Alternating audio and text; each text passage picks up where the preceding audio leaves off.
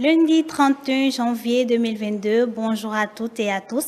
Bienvenue dans cette édition de la mi-journée. Voici pour vous le sommaire.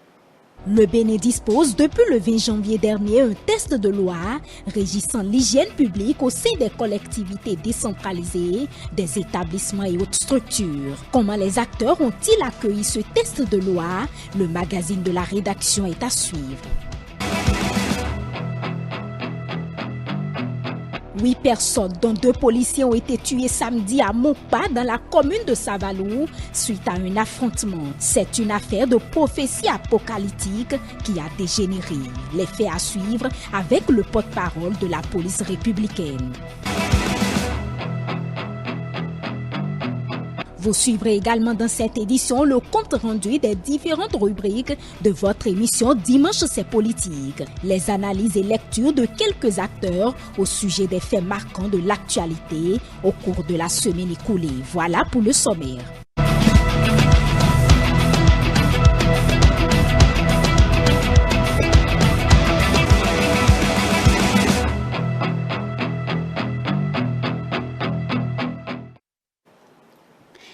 Bienvenue à toutes et à tous. La loi sur le code de l'hygiène en République du Bénin a été adoptée depuis le jeudi 20 janvier 2022 à l'Assemblée nationale. Acceptée par la majorité des députés, entre cette loi, l'actualité, l'ancienne et puis plusieurs lois. L'actualité a été adoptée. Le code sur la loi portant l'hygiène en République du Bénin a été adopté depuis le jeudi 20 janvier 2022 par l'Assemblée nationale, accepté par la majorité des députés. Cette loi vient actualiser l'ancienne sur plusieurs points. Qu'en pensent les acteurs de l'hygiène et de l'assainissement de cette loi? Suivez ce magazine pour plus de précisions. Adoption de la loi sur l'hygiène publique en République du Bénin. C'est une loi qui comprend 197 articles repartis en 5 titres. Elle prend en compte et complète les dispositions de la loi du 21 septembre 1987 portant code de l'hygiène publique conformément aux réalités et défis actuels du pays en matière d'hygiène et assainissement. Cette loi vient renforcer toutes les réformes engagées pour assainir le cadre de vie. Je suis heureux que finalement, c'est sous votre responsabilité, Monsieur le Président, que cette loi prend corps. Vous êtes à saluer, véritablement à saluer. Mon collègue a demandé moi d'avoir comparé cette initiative-là. Et je souhaite qu'ensemble, on puisse dire que la 8e législature a fait œuvre utile. L'adoption de cette loi constitue un ouf de soulagement pour ses initiateurs. La gestion des cadavres et la gestion de l'hygiène menstruelle, les questions de l'hygiène des bâtiments publics, des établissements des différents ordres d'enseignement, des établissements sanitaires et des centres de détention, tels sont les rôles des collectivités décentralisées définis par la loi dans la promotion de l'hygiène en République du Bénin. Le code sur l'hygiène publique vient régler un grand problème de santé publique. C'est la prévention pour un cadre de vie sain. Pour les députés, l'essentiel à faire désormais est de renforcer les mécanismes qui vont obliger les populations à respecter les différentes lignes de cette loi. En cas d'infraction, la nouvelle loi prévoit des peines d'emprisonnement pour tout contrevenant aux nouvelles dispositions. Il s'agit des peines allant jusqu'à 5 ans d'emprisonnement et des amendes. L'action publique se prescrit par 5 ans pour les crimes, 3 ans pour les délits et 1 an pour les contraventions. Vous savez désormais tout sur cette loi concernant l'hygiène. Le porte-parole de la police républicaine a animé ce dimanche 30 janvier 2022 un point de presse à la direction générale. L'objectif de cette sortie médiatique est de faire le point de la situation des affrontements survenus à Mokpa dans la commune de Savalou. On retient de sa déclaration que 2 policiers ont perdu la vie et 6 morts du côté de la population. Le commandant Pascal Tawes rassure par ailleurs de ce que le calme est revenu dans la localité. On suit un extrait de sa déclaration. Grave incident survenu le samedi 29 janvier 2022 dans le hameau de Kogandi, à 3 km du village de Mokpa, dans la commune de Savalo. Courant décembre 2021, la population de Mokpa, réputée généralement calme, a constaté puis a signalé au commissariat de la localité un certain nombre de faits peu ordinaires. Il s'agit d'actes de violence et de destruction de biens opérés par des fidèles de la secte dénommée Azaël Aouyan, installés depuis quelques années dans le hameau Kogandi, à 3 km de Mokpa, dans la commune de Savalo. Coups et blessures volontaires, menaces de mort, vol de récoltes et destruction des biens appartenant à autrui sont entre autres le martyre que font subir quotidiennement aux populations les membres de cette secte ayant pour gourou le sieur Podekon Mesme. Les membres de la secte justifient leur acte par une inspiration divine. Le lundi 24 janvier 2022, une dame enceinte a été curieusement violentée et sérieusement molestée par 15 fidèles de la dite secte pour des motifs fallacieux constitutifs d'infraction à la loi pénale. Convoqués plusieurs fois par la police, ils ont refusé de répondre aux dites convocations.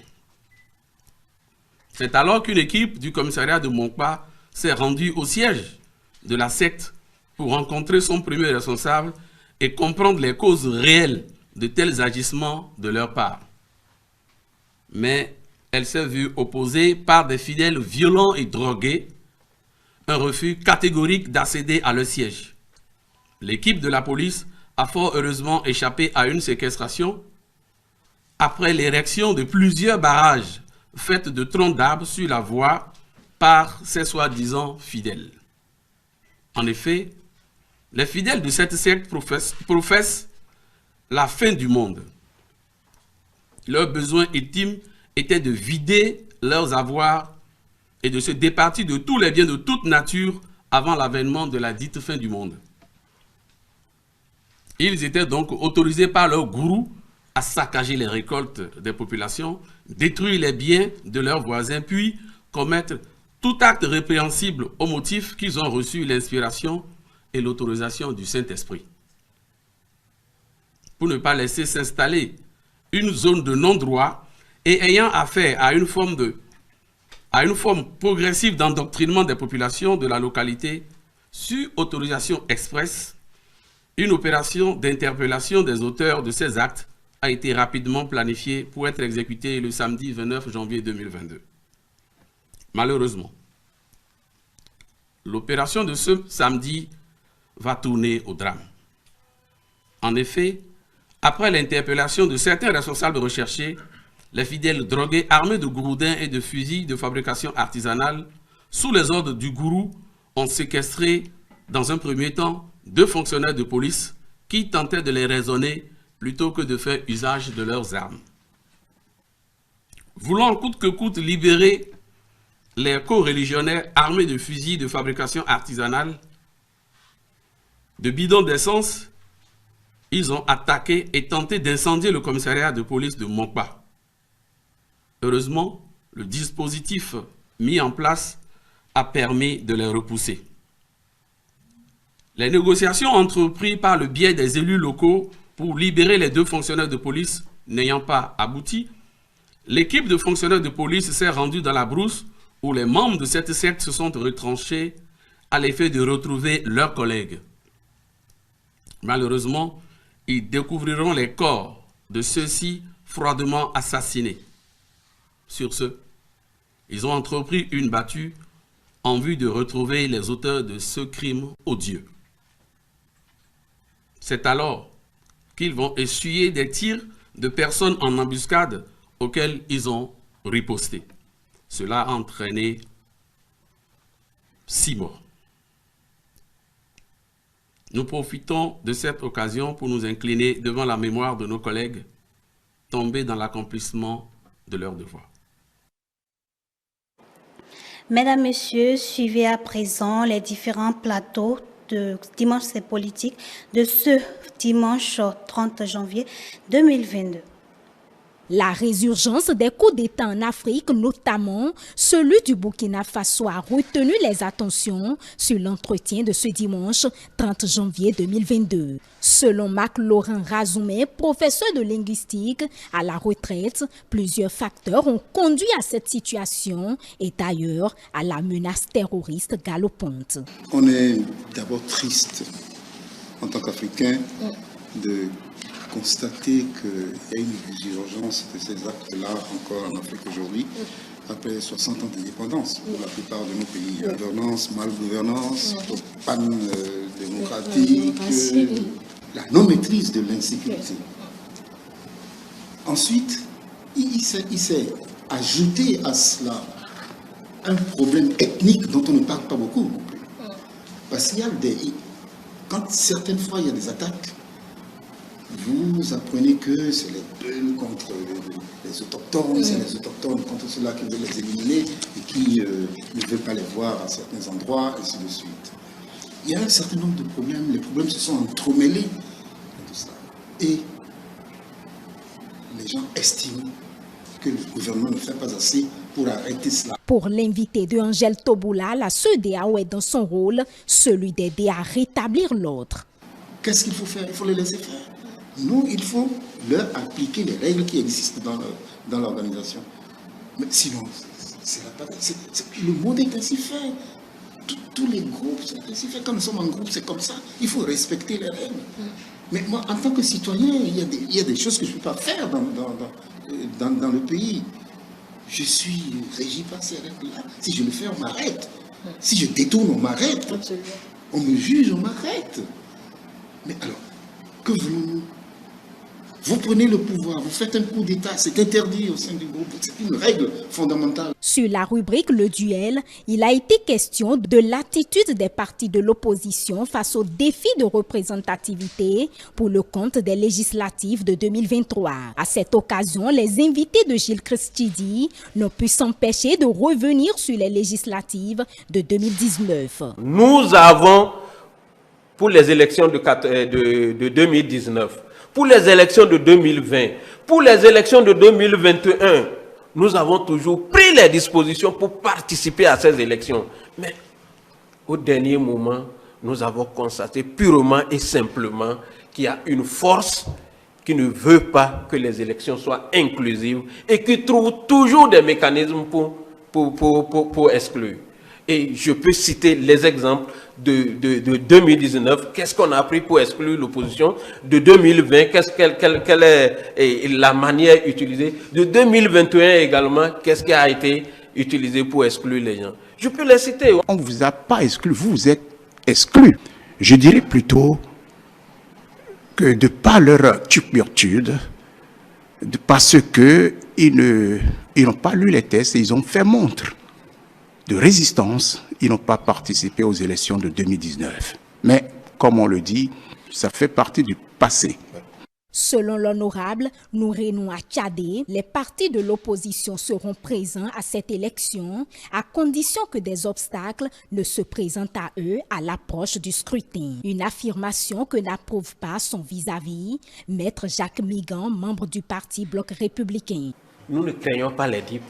Ce que nous voulons, c'est qu'on ne sorte pas d'autres katas anticonstitutionnels, anti-lois qu'eux-mêmes ils ont prises pour nous sortir des élections. S'ils le font, et que s'ils ne le font pas, et que nous tous nous participons, on verra en ce moment qu'est-ce que le Bloc républicain représente, qu'est-ce que UP représente. Vous n'avez pas à nous dire, nous sommes des politiciens.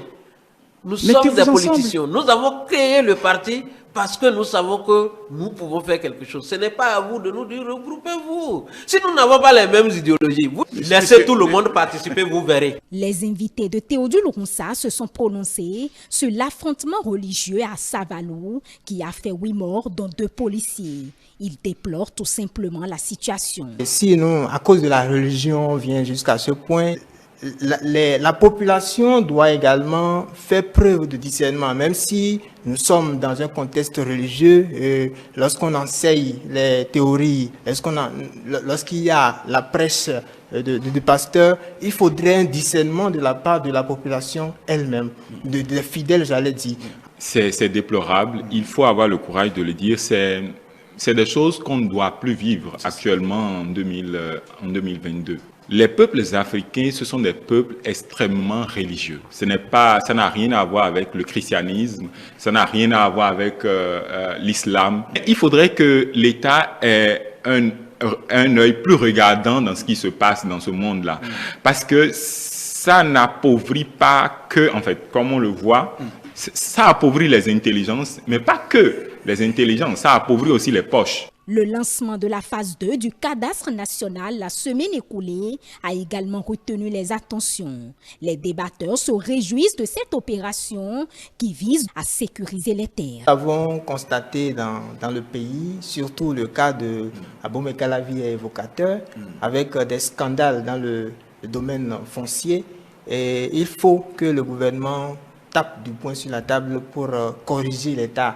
Et donc, c'est dans cette perspective que, en collaboration avec les partenaires, l'État a décidé donc de mettre en place un cadastre national. Et un cadastre national, c'est un peu comme la collecte des données foncières dans plusieurs communes. C'était le compte rendu de vos différents plateaux de l'émission Dimanche des politiques présentée par Stélia Padonou. Cette édition se poursuit. Les professionnels des médias exerçant dans la partie méridionale ont été conviés ce samedi 29 janvier 2022 à un dîner de presse. C'est une initiative de l'homme d'affaires et entrepreneur Patrice Alakpato. Une occasion pour témoigner toute sa gratitude à l'endroit des hommes des médias pour qui il a une profonde admiration pour leur combat au quotidien, celui de donner la vraie information aux populations. Le compte rendu de cet élément avec Grâce à Valibé et Prudence Koussou.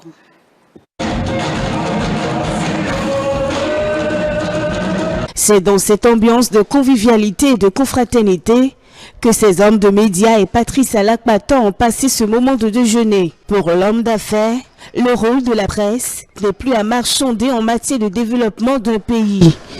De tous les temps, j'ai toujours eu une profonde admiration pour les journalistes.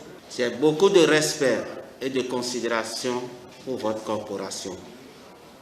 Je suis très attaché à la liberté de presse, la liberté d'expression et à la liberté d'opinion. C'est pour ça que j'aime vous, les professionnels des médias. Le déjeuner de presse, une initiative qu'apprécient d'ailleurs ces professionnels de médias. Il est très rare, il faut l'avouer, de voir des acteurs politiques, des opérateurs économiques de votre rang réunir des journalistes, des professionnels des médias pour échanger, pour déjeuner. Pour moi, c'est une initiative louable et je voudrais vous remercier pour cette très belle initiative. Et je veux espérer au nom de tous mes confrères, au nom de tous mes collègues, que les années à venir, nous puissions toujours avoir de telles opportunités de vous rencontrer et d'échanger autour des sujets importants, chers collègues. La question de la Covid-19, encore d'actualité, n'a pas été occultée au cours des échanges. Il faut se faire vacciner, c'est l'invite de l'opérateur économique à l'endroit de ces professionnels des médias. Je serai très touché de ne pas faire passer ce message. Le jour que moi j'ai vu le premier homme des Béninois se faire vacciner, je me suis dit que ce truc-là c'est sérieux. C'est pourquoi moi aussi je me suis fait vacciner. Donc j'espère que autant que vous êtes ici, vous êtes vaccinés. Sinon, allez vous faire vacciner car vous êtes en contact des populations et comme on le dit, on ne s'amuse pas avec le feu. Continuer à rassembler les médias conventionnels et web pour des moments festifs et leur rappeler leur rôle et mission, c'est le but visé par Patrice Alakpato, homme d'affaires et opérateur économique.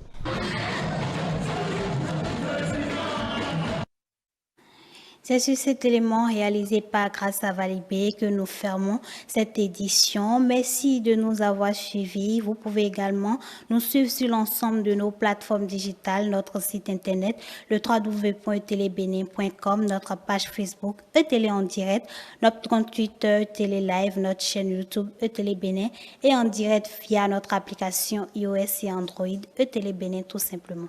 ETélé avec vous, pour vous.